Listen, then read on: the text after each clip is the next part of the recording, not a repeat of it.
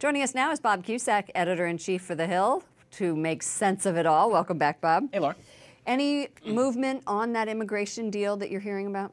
Well, I think something could come out of the Senate. I think it might take longer than just a week to get it through. But the question is, even if you get something through the Senate, we've seen this in recent years, 4 or 5 years ago, the Senate passed a bill, but the House didn't act on it. So that's going to be, I think there's a will in the Senate to get it done. But as far as a deal in the House in an election year, I think that's going to be very difficult. An American budget, efficient, effective, and accountable. This is the tomb right there, filled with all of that interesting information, including that $1.5 trillion for infrastructure. But, you know, what's not in here is balancing the budget. Yeah. And that really abandons the GOP's longtime commitment to doing just that. And it isn't even a faraway goal in what we're seeing here. Aren't conservative Republicans angry?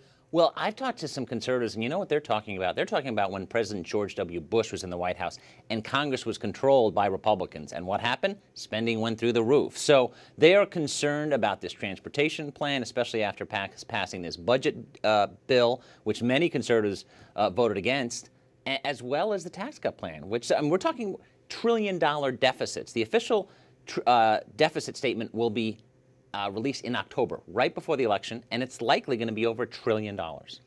And that's going to hurt a lot of people when it comes to the polls, I would imagine. Yeah, and it could. I mean, there are a lot of people in America, maybe not in the Washington Beltway, who care about the debt and the deficit. And that coming out right before the election, that could hurt Republican turnout. I just heard that White House Press Secretary Sarah Sanders continued to field questions today about the top aide, Rob Porter. Yeah. And she said that the allegations against him for beating his wives should not be the determining factor. Everybody deserves due process. The president said that, but the White House is getting slammed for this one. Yeah. Can it recover? I think so, but it's very chaotic right now. I mean, it's been chaotic 2017, but this is really bad because they haven't gotten their story straight. They've changed it. And also, Chief of Staff General Kelly, this is the first time he's been under intense pressure and a lot of speculation about his future. This story is now going into its second week. The White House just has to make sure it gets one story out, the truth, hopefully, and then it might fade away. But it's obviously a very serious issue. Before we go, Nancy Pelosi, minority leader, called the president's infrastructure plan a puny scam, which I thought was an interesting way. It's kind of a letdown.